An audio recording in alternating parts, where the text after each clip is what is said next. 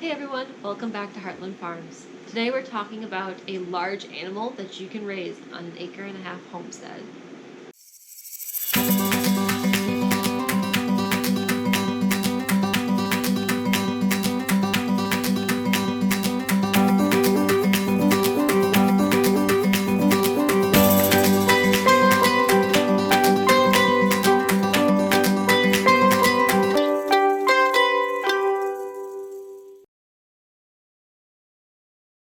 So I've been hinting at it in past videos and on some posts on Instagram, but we got a new animal to our homestead. We can expand into a larger animal, so we have in the past been getting a lot of birds, and then we got rabbits, so we got a lot of small animals, which works very well on a small homestead. So again, we only have an 1.5 acres, and not all that is usable space. So we have to be very conscientious with what type of animals we bring onto our homestead and how much resources they need.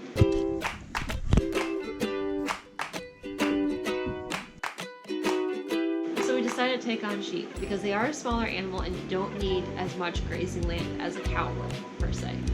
So what we did is we initially got 6 sheep, 5 ewes and 1 ram. And we rotated them throughout our property into like a little square paddock held together by Premier Electric One Fencing. Really recommend Premier One Fencing. It's very easy to set up, take down, and move, which is awesome when you're on a small acreage and you want to do rotational grazing.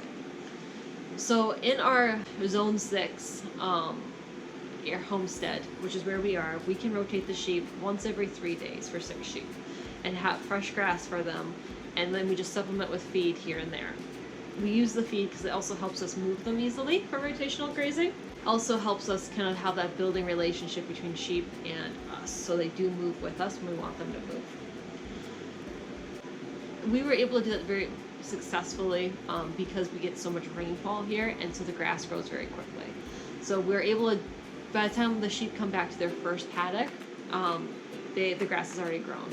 We have about 1, 2, 3, 4, 5, 6, 7, 8, 9, 10 paddocks on our 1.5 acres.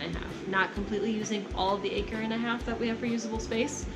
So between 10 paddocks, they're able to rotate every 3 days and get fresh grass. But why we thought that sheep would be a perfect small homestead animal is that in case something goes wrong, they are a smaller animal that we could butcher out ourselves. So around 2020, even 2021, it was very hard to get your animal into a processor. Processors were backed up for years. So we had to think of an animal in case we couldn't get it to the processor on time. Is this something we could process out ourselves? And it turns out you can. You can process a lamb out very easily on your own homestead. You don't need a lot of equipment. With a cow, you need some heavy equipment to hoist that thing up. It's such a large animal. With a sheep, you could process it out very similar to a deer. So you can hang it up in like a barn, or like we ended up having to process out 2 of our lambs so far due to unfortunate events. And we used like a ladder that one of those A-frame ladders, and we hung it from there. And it worked out really, really well. Another nice thing about having a small animal such as sheep is in case they get out, they are very easy to get back in. And it's not like you're trying to grab a 1,000-pound animal and drag it back into its paddock. You are just herding like 100-pound animals. So it's very easy in case like Cody's not around and I need to get the sheep back into their pen. I can do that. We do recommend with Premier One, even though it's a very good fence, that you do get an extra battery. So up here we do have a lot of cloudy days. It's compared to Seattle. So the solar electric fence does kind of die. And so we do recommend getting an extra battery, and that way you can swap them out. And then in the wintertime, we can charge one inside, swap it out, and always have that fence on as hot. Because once they find out that fence is not hot, they will get out. Sheep are not like goats. They're a little bit easier to keep in. So once they test the fence, realize it's hot, they're done. With that being said, you have to just keep it hot. Like I mentioned, we did have a couple of unfortunate circumstances. So we had one lamb end up shattering her leg, so we had to put her down.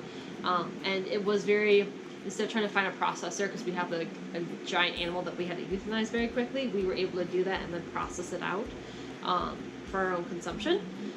The other lamb ended up having a prolapse, which we knew we could like put back in, but when she lambed again, she would have another prolapse. So we decided, no, we don't want to pass on those genetics at all.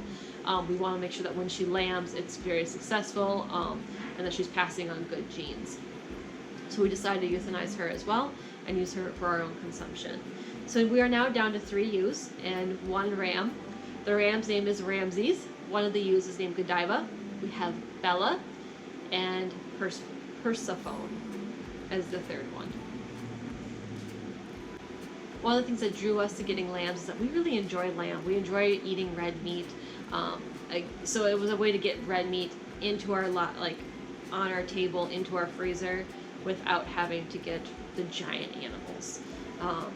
And ideally, we will be moving them out to pasture and have them 100% on pasture, so we're not spending a ton of money on grain. In the wintertime, just using hay to kind of get them through. So that's a quick summary of our sheep. We'll be adding them on our Instagram more and doing like little quick reels of them here and there, because they are fun. They're fun to watch. If you have any questions on sheep, please feel free to comment below, or if you have sheep, comment your experiences below. We'd love to read them. So until next time, take care. Bye-bye.